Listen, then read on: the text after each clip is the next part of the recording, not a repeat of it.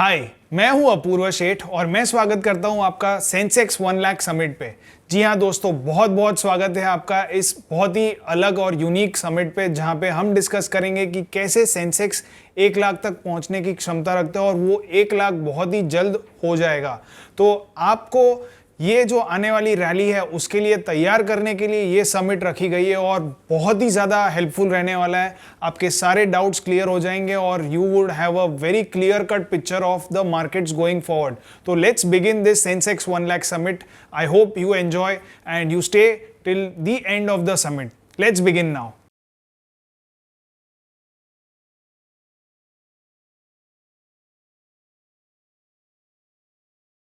तो सबसे अहम सवाल मैं आपको यहाँ पे पूछना चाहता हूँ कि कोविड के फॉल के दौरान सेंसेक्स 25,000 के लेवल्स तक पहुंच गया था और 25,000 के लेवल से बढ़ करके वो पहुंचा 60,000 के लेवल्स तक। और ये 60,000 का लेवल आया 19 महीने में, मतलब कि 140% की रैली आई सेंसेक्स में और वो भी सिर्फ 19 महीने में।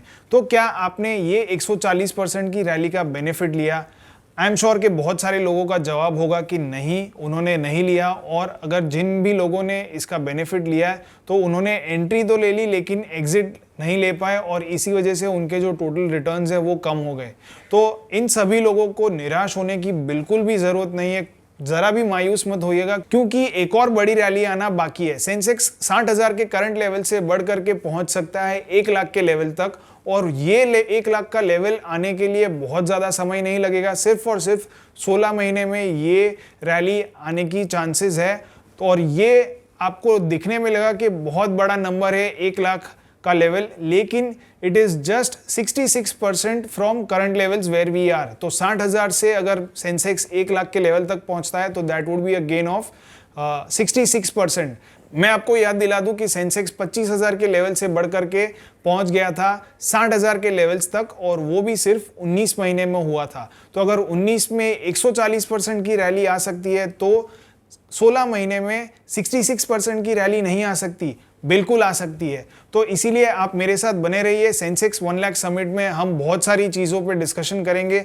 आज के इस डिस्कशन में हम सबसे पहले क्या देखेंगे कि why the markets fail in the last 1 year और इसकी जो रीजंस है जिनकी वजह से मार्केट गिरा था, उन्हीं रीजंस में आज हम देखेंगे कि क्यों मार्केट के बढ़ने के भी चांसेस है। उन्हीं रीजन से ही हमें पता चलेगा कि आगे मार्केट क्यों बढ़ने वाला है। तो we will look at why markets fail in the last 1 year. We will also look at why Sensex can go up to 1 lakh levels soon and how you can benefit from the rally in Sensex. तो इन सभी 3 बहुत ही important चीज़ों पे हम आज के इस समिट में डिस्कशन करेंगे।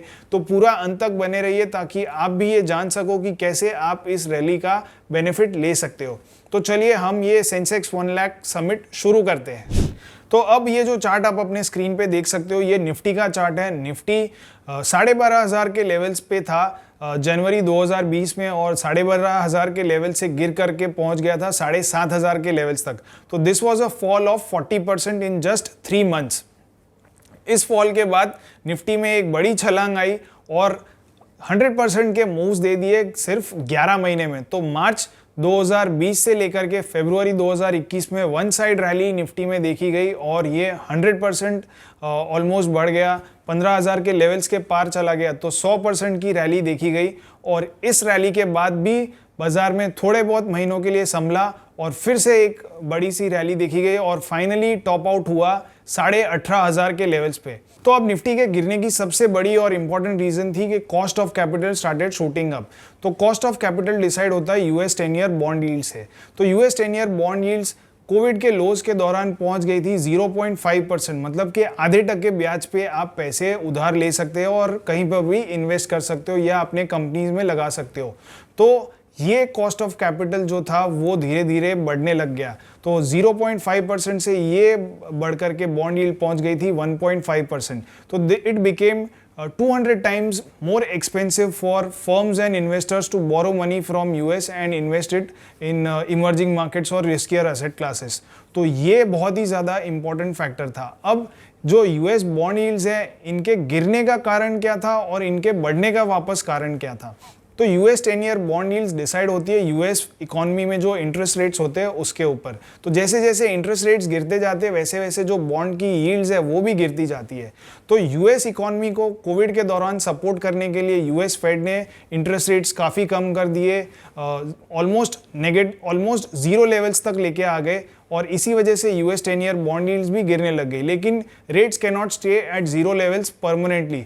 तो ये बाजार को धीरे धीरे अंदेशा लग गया कि eventually rates will start moving higher, interest rates will start moving higher, और इसीलिए बॉन्ड यील्ड्स उसके पहले से ही बढ़ना शुरू कर दिए। तो जैसे कि आप अपने स्क्रीन पे देख सकते हो, बॉन्ड यील्ड्स लगभग फरवरी मार्च के दौरान ऑलमोस्ट 1.6 के लेवल्स के करीब आ गई थी, और फिर थोड़ा करेक्शन आने के बाद फिर से बढ़ गई। तो अक्टूबर आते आते ये चीज़ क्लियर हो गई कि bond yields are going higher, मतलब कि जो कंपनीज के लिए इंटरेस्ट कॉस्ट है वो भी बढ़ने वाला है। एंड ये मार्केट्स और खास करके एफआईआईज को पसंद नहीं आया, और इसीलिए उन्होंने पैसे निकालना शुरू कर दिए। तो ये आगे जो आने वाला चार्ट है वो बहुत ही ज़्यादा इंटरेस्टिंग है। ये चार्ट से काफ़ी कुछ क्लियर हो जाएगा कि एफआईआईज ने मार्केट से पैसे क्यों निकाले, और इसी की वजह से मार्केट्स में एक अच्छा खासा करेक्शन आ गया था। तो अब आप अपने स्क्रीन पे जो चार्ट देख सकते हो उसमें ग्रीन और रेड बार्स जो है वो एफआईआईज का नेट इन्वेस्टमेंट्स है इक्विटी मार्केट्स में, इंडियन इक्विटी मार्केट्स में नेट इन्वेस्टमेंट है। फिर जो डार्क ब्लू में आप ये लाइन देख पा रहे हो वो है यूएस 10 ईयर बॉन्ड यील्ड्स की, और जो लाइट ब्लू में ये लाइन आप देख पा रहे हो वो निफ्टी के लेवल्स है। तो अब ये जो फर्स्ट बॉक्स मैंने रेड में मार्क किया उस पे गौर करते हैं। ये जनवरी 2020 से लेकर के मार्च 2020 तक का पीरियड है। इस पीरियड में बाजार, जैसे कि मैंने बताया था कि 40% तक गिरा था, और एफआईआईज ने इस पीरियड में 54,000 करोड़ की सेलिंग की थी। तो यूएस 10 ईयर बॉन्ड यील्ड्स इस दौरान गिरी थी क्योंकि यूएस ने इंटरेस्ट रेट्स कम कर दिए थे। अब इसके बाद आता है ड्रीम पीरियड, जहाँ पे बहुत ही लो या चीप लिक्विडिटी थी, और हम लोग कोविड से बाहर उभर रहे थे, उभरने वाला टाइम था, कोविड का बॉटम एक बन गया था। तो इसके बाद निफ्टी में 71% तक की रैली देखी गई, और एफआईआईज ने 2,72,000 करोड़ का इन्वेस्टमेंट किया। तो all the green bars that you can C is the buying that FIIs have done during this period. और जैसे जैसे रेट्स बढ़ते गए वैसे वैसे आप लास्ट के जो 3 मंथ्स है उसमें देख पा रहे हो कि एफआईआईज ने अपनी जो बाइंग है वो थोड़ी कम कर दी। फिर इसके बाद आता है नेक्स्ट पीरियड, जहाँ पे निफ्टी में 20% तक की रैली देखी गई, और एफआईआईज को जो बॉन्ड यील्ड के प्राइसेस थे वो 1 और 1.6% के बीच में घूम रहे थे। तो this was challenging period for FIIs, जहाँ पे इनको ज़्यादा पैसे देने पड़ रहे थे। तो इस पीरियड के दौरान इन्होंने सेलिंग की, और इनको अपॉर्चुनिटी जो मिल रही थी दूसरे मार्केट्स में इन्वेस्ट करने की वो ज़्यादा थी। तो they started withdrawing money from India. तो इन्होंने 8,500 करोड़ तक की लगभग सेलिंग की, और मार्केट्स फिर भी काफ़ी जो डोमेस्टिक फ्लोज थे वो काफ़ी रेजिलिएंट थे, तो उस वजह से मार्केट्स 20% तक बढ़े थे। अब आता है बाजार के लिए सबसे खराब पीरियड। इस पीरियड में एफआईआईज ने लगभग 2,16,000 करोड़ तक की सेलिंग की। तो this period started from October 2021 and ended in June 2022। तो ये लगभग 8 से 9 महीने की इन्होंने रिलेंटलेस सेलिंग की, नॉन स्टॉप सेलिंग थी, और इस पीरियड में निफ्टी में 11% तक का करेक्शन देखा गया। So this was the period when the bond yields were moving higher. इन्होंने 1.5%, 1.6% के लेवल्स को पार कर गया था, और they were trading at almost 2 year highs. तो जैसे जैसे बॉन्ड यील्ड्स बढ़ती गई वैसे वैसे एफआईआईज का सेलिंग भी बढ़ती गई, और वैसे वैसे निफ्टी में भी करेक्शन डीपन होता गया। और अब इसके बाद आता है लास्ट वाले 2 महीने। तो जुलाई और अगस्त में फिर से हम देख रहे हैं कि FIIs are back in the markets. FIIs ने 54,000 करोड़ तक की बाइंग की है 2 महीनों में मिला के, और निफ्टी इस पीरियड में 11% ऊपर है। तो अब आप मुझसे पूछेंगे कि इसमें बाइंग करने का इनका रीज़न क्या है, कि इंटरेस्ट रेट्स तो अभी भी ऊपर ही है, जो बॉन्ड यील्ड प्राइसेस है वो ऑलमोस्ट 3% के ऊपर पहुंच गई है। तो they are still paying higher cost of capital, higher cost of funds. तो इसका रीज़न क्या है कि बाजार अभी भी ऊपर जा रहा है? तो इसका सिंपल रीज़न है कि बाजार आगे की सोचता है। बाजार आज से 6 महीना, 9 महीना, 1 साल आगे की सोचता है। वो पीछे क्या हुआ या आज क्या चल रहा है वो नहीं देखता।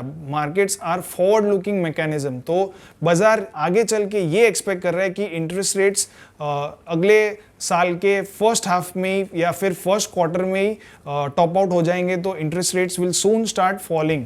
तो बाजार को ये अंदेशा लग गया है, या जो स्मार्ट एफआईज है उन्हें ये पता चल गया है कि मार्केट्स और या इंटरेस्ट रेट्स जो है वो टॉप आउट हो जाएंगे, तो इसीलिए हम जल्दी से जल्दी बाइंग शुरू कर देते हैं इसके पहले कि बाजार बहुत ही ज़्यादा ऊपर चला जाए। तो जो उन्होंने लगभग 2 से 2.5 लाख करोड़ की जो सेलिंग की है उसका उन्होंने एक ही महीने में 54,000 तक के ऑलमोस्ट उन्होंने बाइंग कर दी है। And this is the main reason that we are doing this summit के आप जो रिटेल इन्वेस्टर्स है वो साइडलाइंस पे ना रह जाए। हम ये नहीं चाहते कि गोरे फिर से माल दबा जाए और रिटेल इन्वेस्टर्स है वो हाथ पर हाथ धरे बैठे रहे। तो this is the time for retail investors to get into the market, pick good quality stocks. और आगे हम देखेंगे कैसे आप अच्छे क्वालिटी के स्टॉक्स आइडेंटिफाई करके अपना सॉलिड पोर्टफोलियो बना सकते हो और सेंसेक्स की जो 1 लाख तक की रैली है उसमें पूरा बेनिफिट ले सकते हो।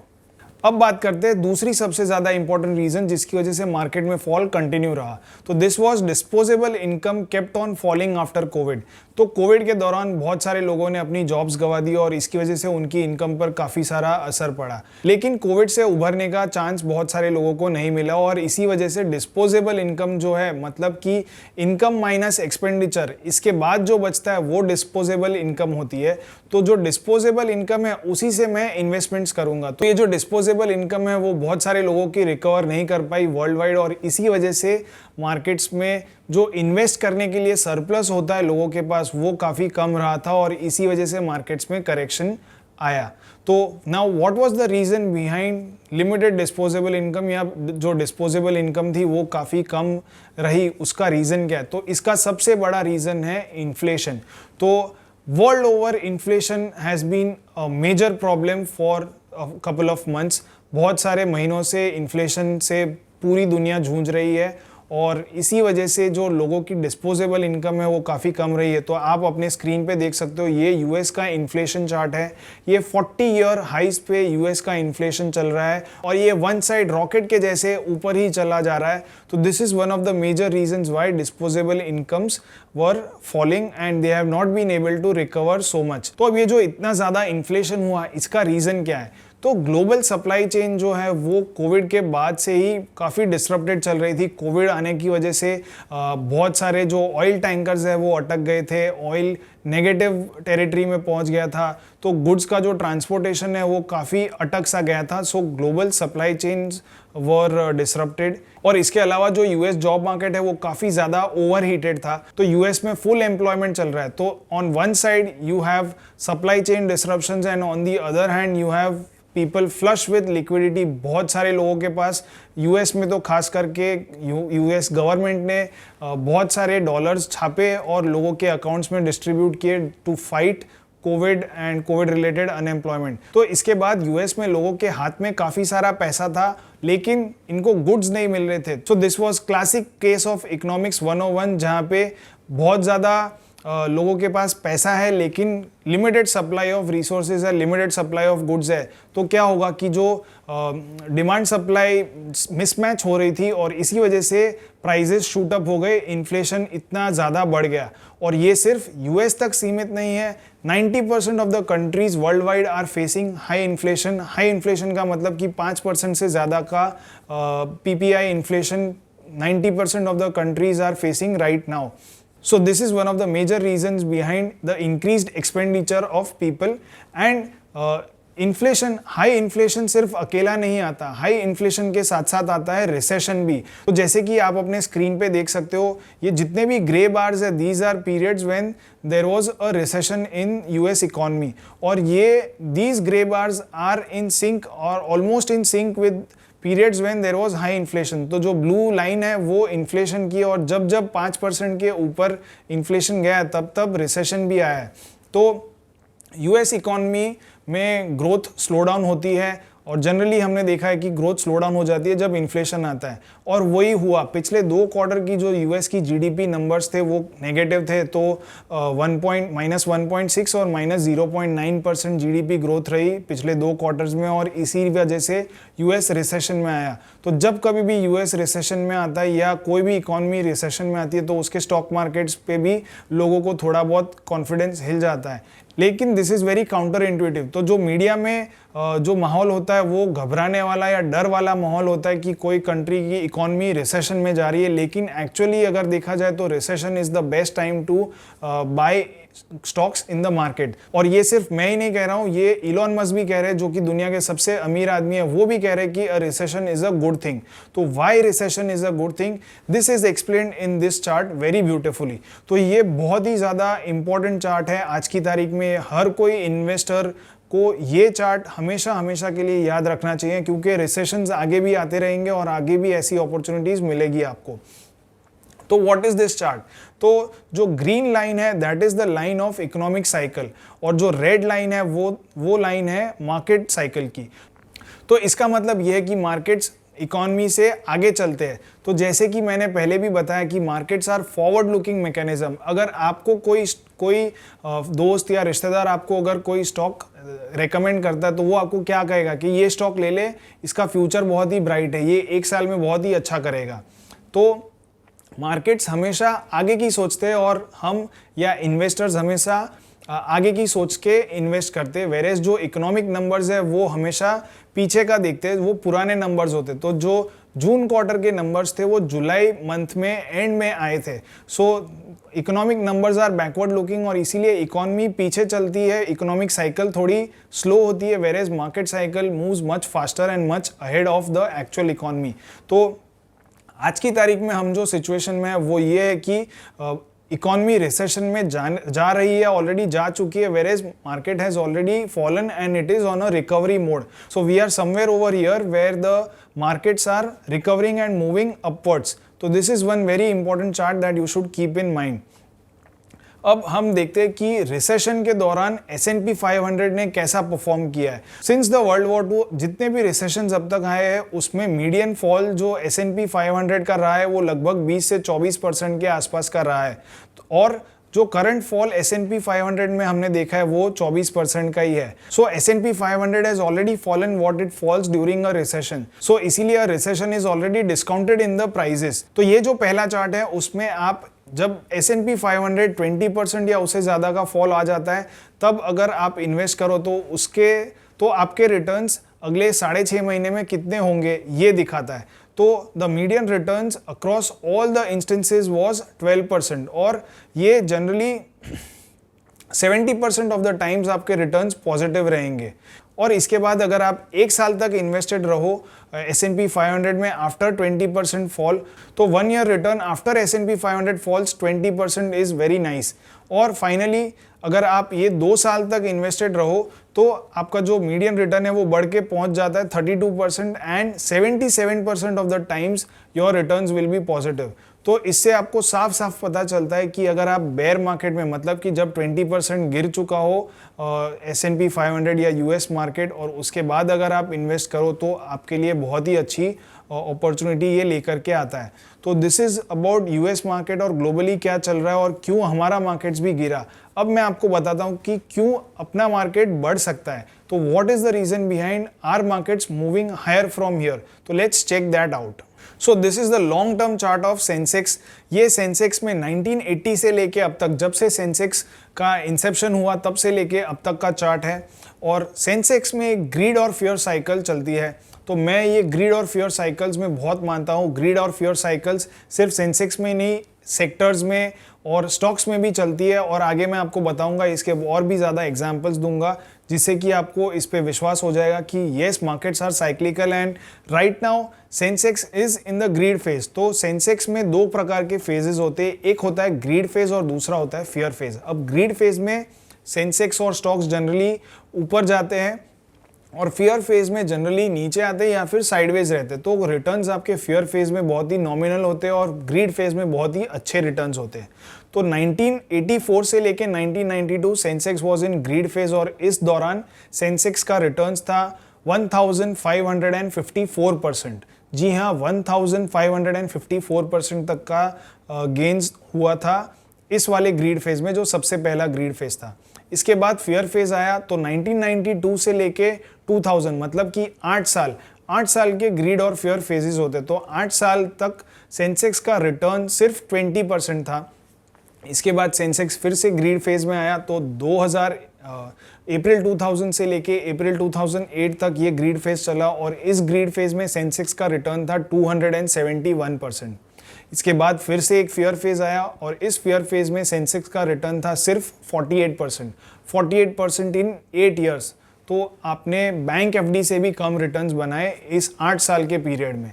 और अब हम अप्रैल 2016 से ये ग्रीड फेज में आ चुके हैं और अब तक सेंसेक्स ने 130% तक के गेन्स दिए और ये ग्रीड फेज आगे चलेगा अप्रैल 2024 तक।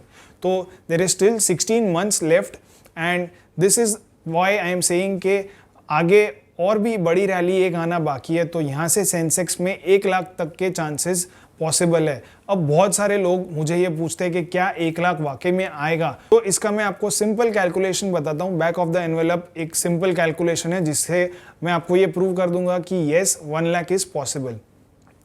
तो अब सेंसेक्स क्या है? Basically Sensex is function of price to earnings multiple that it gets and the EPS. तो सेंसेक्स का मार्च 2022 में जो प्राइस था वो था 58,568।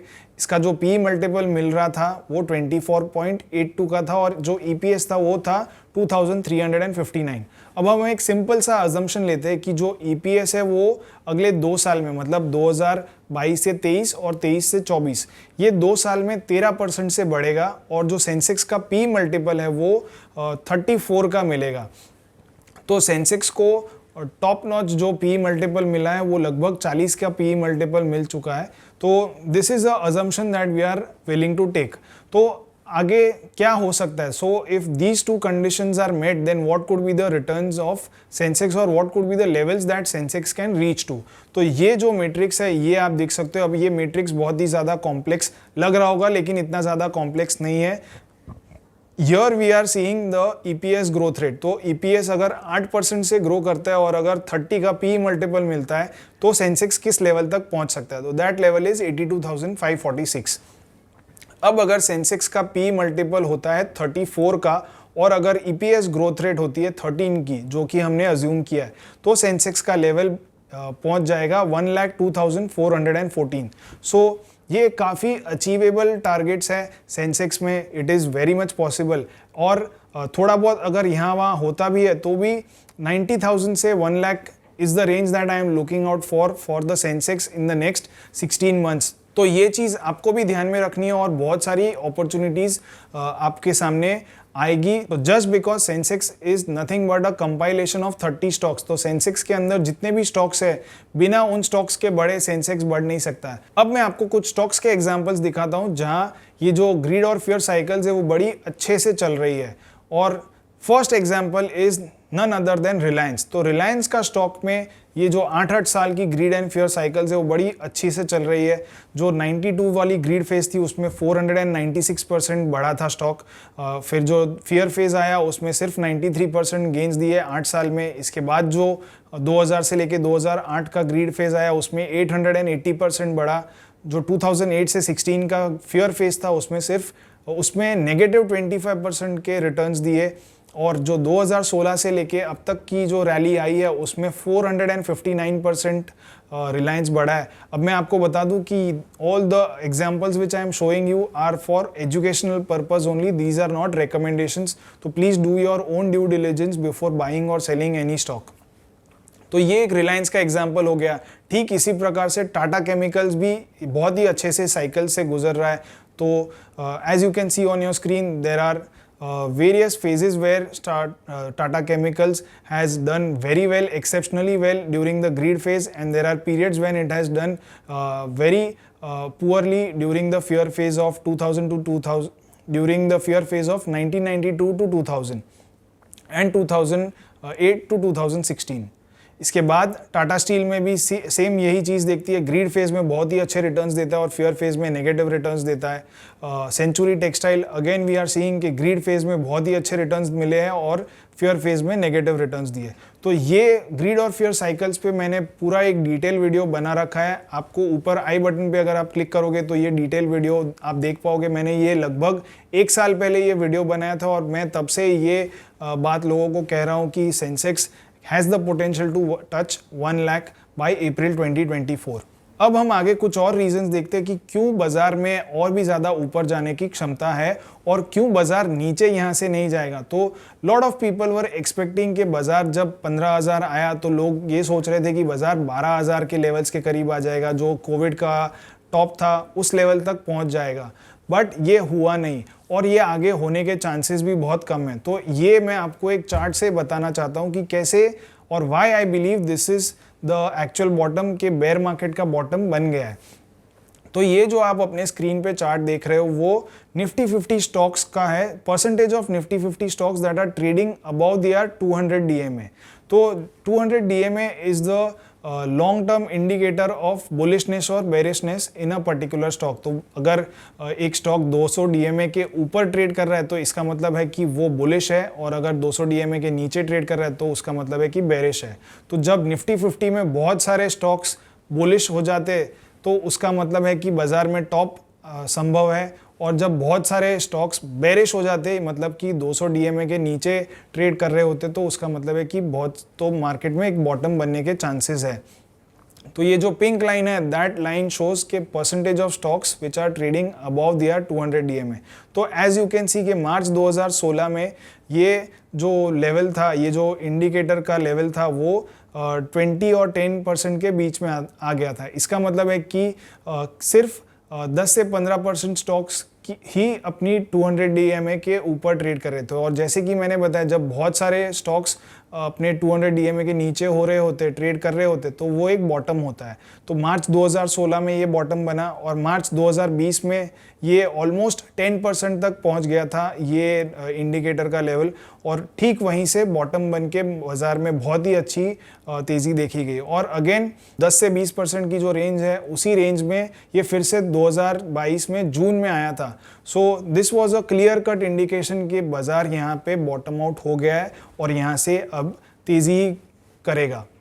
फिर इसके बाद बाजार में जब फियर बहुत ज़्यादा होता है तो that is the time when market actually bottoms out. तो जो वॉरेन बफेट ने हमें कहा है कि B greedy when everyone else is fearful, तो ये फियर का जो मापदंड है वो क्या है, कैसे पता चलेगा कि बाजार में फियर बहुत ज़्यादा है। तो उसका एक टूल है गूगल ट्रेंड्स। तो गूगल ट्रेंड्स पे जब लोग वर्ल्ड वाइड बहुत ज़्यादा लोग बेयर मार्केट टर्म सर्च करते हैं, बेयर मार्केट एग्जैक्ट टर्म अगर जब सर्च करते हैं तो दैट इज़ एन इंडिकेशन कि बाज़ार में फियर बहुत ज़्यादा है और यहाँ से चांसेस है कि बाज़ार में एक बॉटम बन जाएगा। तो ये सेम चीज़ हमने जून 2022 में देखी थी, और कि जो बेयर मार्केट टर्म जो है सर्च टर्म है वो उसके जो सर्चेज है वो बहुत ज़्यादा थे। तो same thing we had seen in 2008 bottom 2016 में देखी गई थी, 2018 में, 2020 में और 2022 में। सो this was again another indication कि बाजार यहाँ से बॉटम आउट कर जाएगा। और इसके अलावा जो निफ्टी का पीई है जब 20 के लेवल्स के नीचे पहुँच जाता है तो उस लेवल से 1 ईयर फॉरवर्ड रिटर्न्स बहुत ज़्यादा अच्छे होते हैं। So the blue line that you can see on this chart is the line of Nifty P and the red line is the 1 year forward return from that particular point. तो जब कभी भी एक स्पेसिफिक पी लेवल पे पहुंचता है और उसके बाद से 1 साल का रिटर्न क्या, तो ये हम देख रहे हैं कि 2008 का जो क्रैश था उस वक्त निफ्टी का जो पी था वो लगभग 12-13 के करीब का पहुंच गया था, और उस पॉइंट पर अगर आप इन्वेस्ट करते तो 1 साल बाद आपका रिटर्न क्या होता, तो your return would have been 80%। तो ठीक इसी प्रकार से ये पूरा हमने चार्ट बनाया राइट फ्रॉम 2000। तो अब जून 2022 में निफ्टी का पी पहुंच गया था 19.55। तो जब कभी भी निफ्टी का पी 15 से 20 की रेंज में होता है तो एवरेज रिटर्न 15% होते हैं, 1 ईयर फॉरवर्ड रिटर्न 15% होते हैं, और जैसे जैसे निफ्टी का पी गिरता जाता है वैसे वैसे जो एवरेज रिटर्न्स है वो बढ़ते जाते हैं। तो ये बहुत ही अच्छा इंडिकेशन था कि जब जून में निफ्टी का पी 20 लेवल्स के नीचे पहुंच गया तो that was a very good opportunity to invest. अभी भी निफ्टी का पी 21 से 22 की रेंज में घूम रहा है, तो this is still a very good opportunity for an investment. और ये जो भी चीज़ें मैं आपको अभी बता रहा हूँ ये चीज़ हमने हमारे स्टॉक नोट ऐप पे पब्लिश की थी। तो जो 200 DMA वाला जो डेटा है वो हमने 20 जून को पब्लिश किया था। इसके बाद जो बेयर मार्केट वाला जो गूगल ट्रेंड्स वाला डेटा है ये हमने 24 जून को पब्लिश किया था, और निफ्टी पी वाला जो अभी मैंने आपको बताया चार्ट वो हमने 1 जुलाई को पब्लिश किया था। So all these insightful pieces were published on our stock note app. तो अगर आपने स्टॉक नोट ऐप अब तक डाउनलोड नहीं किया तो मैं आपसे रिक्वेस्ट करूंगा कि आप तुरंत ही स्टॉक नोट ऐप डाउनलोड कीजिए, ताकि आप ऐसे एक्शनेबल इंसाइट्स आपको regularly day to day basis पे, रियल टाइम बेसिस पे आपको मिल सके। इसके अलावा और भी बहुत सारे डेटा पॉइंट्स हैं जो हमें बताते हैं कि मार्केट में बॉटम ऑलरेडी बन चुका है और we are headed towards a new bull market. तो the chart which you are seeing in front of your screen right now is the net number of stocks that are hitting new 52 week highs. और ये number जो है वो जो number of stocks which are hitting new 52 week lows है उससे ज़्यादा है। तो आप ये जो मोस्ट रीसेंट यहाँ पे ग्रीन बार्स देख रहे हो, इसका मतलब ये है कि जो number of stocks 52 week high बना रहे हैं वो न्यू स्टॉक्स जो 52 वीक लो बना रहे हैं उससे ज़्यादा है। तो जब कभी भी, और ये जो रेड बार आप यहाँ पे देख रहे हो ये हमने जून में देखा था, तो जब कभी भी बहुत सारे स्टॉक्स 52 वीक लोज बना रहे हो तो that is the time of maximum pain, और वहीं से बॉटम बनती है। तो ये हमने लेवल लास्ट देखा था जो जब 334 स्टॉक्स न्यू 52 वीक लोज बना रहे थे, ये लगभग 23-24 जून के करीब ये लेवल आया था। सो this was the time when the markets actually बॉटम्ड out. और ये हमने हर बार देखा है कि जब कभी भी 300 से ज़्यादा stocks net number of stocks अगर 52 वीक लोज बना रहे हैं तो that is a good time for markets to reverse. तो ये हमने पास्ट में भी देखा है, 2018 में काफ़ी बार देखा है, 2019 में भी देखा, और यहाँ पे 2016 में जो बॉटम बनी थी after the whole big bear market, उसके बाद जो ये बॉटम बनी ये भी इस लेवल्स के करीब बनी, और 2013 में भी बाजार यही लेवल टच करने के बाद ऊपर आया था। सो this is one very strong indication कि बाजार यहाँ से अब ऊपर की तरफ जाने को तैयार है। इसके बाद जो USD INR है वो काफ़ी अच्छी एंट्री अपॉर्चुनिटी दे रहा है FIIs के लिए। So USD INR has been falling for 8 months in a row. इसके पहले 7 महीने तक लगातार 2018 में USD INR गिरा था, और जो 8वां महीना था उसमें USD INR में काफ़ी मैसिव करेक्शन आया था। और अब हम देख रहे हैं कि यहाँ पे 8 महीने की लगातार रैली आई है। जो RSI है जो कि एक मोमेंटम इंडिकेटर है वो ऑलरेडी ओवरबॉट जोन में आ चुका है। तो यहाँ से USD INR के करेक्शन के चांसेस काफ़ी अच्छे हैं। तो जब डॉलर काफ़ी हाई लेवल पे होता है तब FIs को फ्रेश इन्वेस्टमेंट्स लाना बहुत ही ज़्यादा फायदेमंद होता है, क्योंकि उन्हें $1 के लिए 80 रुपये मिल रहे हैं। So this is a good deal for them. They are getting more rupees to invest in India for the same amount of dollars. So this is one very good thing which is happening right now for the FIs. और इसी की वजह से हम देख रहे हैं कि FIs are not missing out on this opportunity. After 9 months of relentless selling, लगभग 2 से 2.5 लाख करोड़ की सेलिंग FIs ने की थी अक्टूबर 2021 से लेकर जून 2022 तक। तो इतनी सेलिंग आने के बाद रुपी में भी काफ़ी अच्छा खासा करेक्शन आ गया, और अब हम देख रहे हैं कि जुलाई और अगस्त में ये 2 महीनों में FIs ने जम के बाइंग की है, लगभग 54,000 करोड़ रुपीस तक की तो इन्होंने ऑलरेडी बाइंग कर दी है। So FIs are coming back. You should not miss out on this opportunity. Retail investors का पैसा बनना चाहिए। हमारा सेंसेक्स 1 लाख समिट करने का यही एक उद्देश्य है कि रिटेल इन्वेस्टर्स पैसे बनाए। ऐसा ना हो कि फिर से FIs स्टॉक्स खरीद ले और रिटेल इन्वेस्टर्स हाथ पर हाथ धरे बैठे रहे।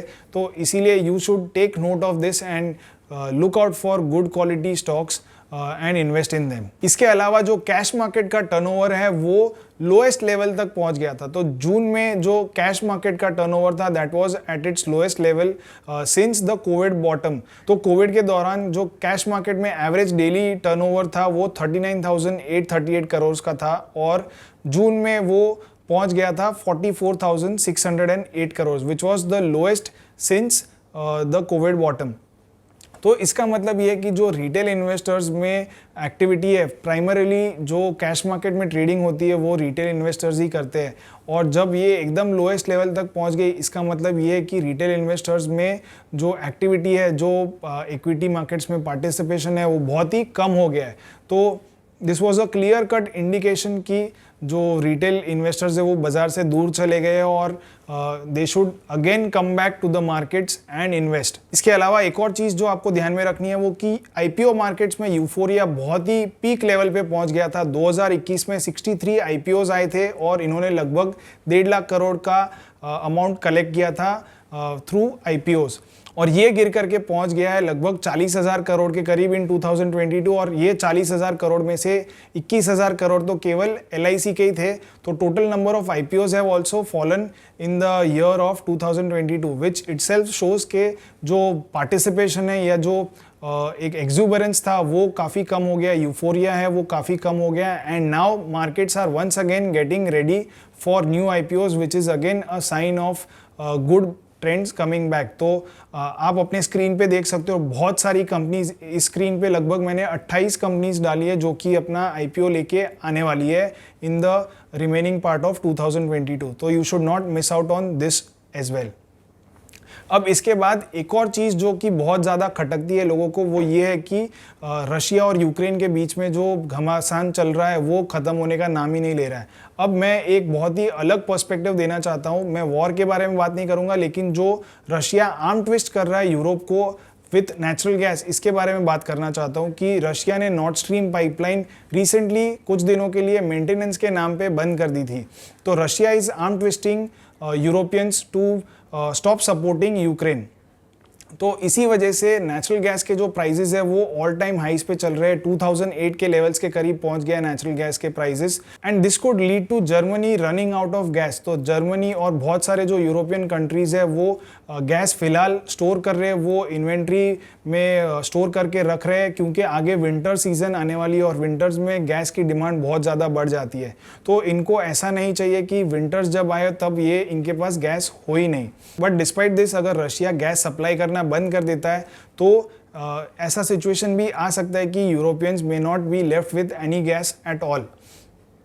और इसी वजह से हम देख रहे हैं कि इलेक्ट्रिसिटी के जो प्राइसेस है वो यूरोप में बढ़ते जा रहे हैं, they are shooting through the roof, and this is one of the major reasons why I believe कि अगर यहाँ पे रशिया अपनी जो पॉलिटिक्स है उसमें कामयाब हो जाता है, गैस पॉलिटिक्स में कामयाब हो जाता है, देन इट कैन कल out a peace treaty from Ukraine and other European Nations. तो अगर ये पीस ट्रीटी हो जाती है तो this could be a very big positive, और इन्फ्लेशन कंट्रोल में आ जाएगा और बहुत सारे जो सप्लाई चेन डिस्ट्रप्शंस हुए बिकॉज ऑफ द वॉर ये भी बंद हो जाएंगे। सो this could be a silver lining in the dark cloud. So war से हटके हमें इन चीज़ों पर भी फोकस करना चाहिए। अब व्हाट शुड इन्वेस्टर्स डू, ये बहुत ही ज़्यादा इंपॉर्टेंट चीज़ है। तो जैसे कि हमने देखा कि 12,500 का जो पीक लेवल था वहाँ से गिर के 7,500 पे पहुँच गया, फिर 15,500 और 18,500 की तेज़ी देखी गई। तो हम बहुत दिन से ये लेवल्स ट्रैक कर रहे थे और 15,500 का जो लेवल है वो एक लक्ष्मण रेखा लेवल है और इसके नीचे बाजार नहीं जाएगा, एंड इवेंचुअली यही हुआ कि बाजार इसके नीचे नहीं गया। तो अब बाजार में क्या हो रहा है, मंडे को बाजार एक गैप डाउन ओपनिंग के साथ खुला है। सो ये गैप डाउन ओपनिंग से घबराना नहीं है आपको, in fact this is a golden opportunity to get in. बाजार बहुत बार ऐसा होता है कि एक दिशा में ऊपर या नीचे नहीं जाता, बाजार में करेक्शंस आते ही रहते हैं और these corrections are healthy corrections and these are good opportunities for you to invest. तो बाजार में 15,200 से लेके जो 18,000 तक की रैली हमने देखी है उसका अगर 50% रिट्रेसमेंट हम देखें तो वो आता है 16,587 के करीब। सो 17,000 से 16,587 का जो लेवल है that is a crucial support zone for the markets, and this is a place where you can go ahead and accumulate good quality stocks. So finally आपको क्या क्या चीज़ों पे ध्यान रखना चाहिए कि markets are currently providing a great opportunity to invest. आपको ये अपॉर्चुनिटी मिस नहीं करनी है।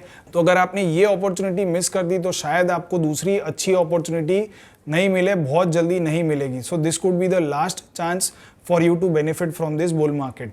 So keep the cash ready, and if you are not disciplined enough then transfer the amount in your demat account right away। तो बहुत बार मैं ये देखता हूँ कि लोग डिसिप्लिन नहीं रह पाते, अगर उनके अकाउंट में ऐसे ही कैश अवेलेबल है तो कुछ ना कुछ शॉपिंग कर लेते। तो इनके लिए मैं कहूँगा कि आप तुरंत ही अपने डीमैट अकाउंट में ये फंड्स ट्रांसफर कर दें ताकि आपको आगे जो इन्वेस्टमेंट्स करनी है उसके लिए पैसे आपके लिए हमेशा अवेलेबल हो। Prepare a watch list of good stocks to buy. तो आप ये वॉच लिस्ट बना के रखेंगे तो आपको जब कभी भी आगे डिप मिलेगा तो उसमें आप बाइंग कर सकते हो। And to prepare this watch list you can use Samco's stock ratings and pick only 4 and 5 star stocks. तो आप बड़ी इजीली, अगर आपने सैमको का स्टॉक नोट ऐप डाउनलोड करके रखा है तो आपको बड़ी आसानी से हर एक स्टॉक की रेटिंग मिल जाएगी। आप ये फॉलो कर सकते हो, या तो अगर आपके पास सैमको का डीमैट अकाउंट है तो आप हमारे कस्टमर केयर एग्जीक्यूटिव्स को भी कॉल करके पूछ सकते हो कि कौन से ऐसे 4 और 5 स्टार रेटेड स्टॉक्स है जहां पे आप इन्वेस्टमेंट्स कर सकते हैं। So that's all in this Sensex 1 lakh summit. मुझे उम्मीद है कि आपको इस समिट से मार्केट्स का एक बड़ा ही यूनिक पर्सपेक्टिव मिला होगा, एक होलिस्टिक पर्सपेक्टिव मिला होगा, जिसकी वजह से आप मार्केट्स में कन्विक्शन के साथ इन्वेस्टमेंट कर पाओगे और आगे जो आने वाला बुल मार्केट है उसका पूरा बेनिफिट ले सकोगे। मैं ये फिर से दोहराता हूँ कि this could be the last chance for you to benefit from the bull market. तो please go ahead and pick good quality stocks and make your investments. अगर आपके पास डीमैट अकाउंट नहीं है तो नीचे आपको सैमको के डीमैट अकाउंट की लिंक मिल जाएगी। आप तुरंत ही सैमको में डीमैट अकाउंट खुलाइए और आगे आने वाले बुल मार्केट का बेनिफिट लीजिए। Thank you.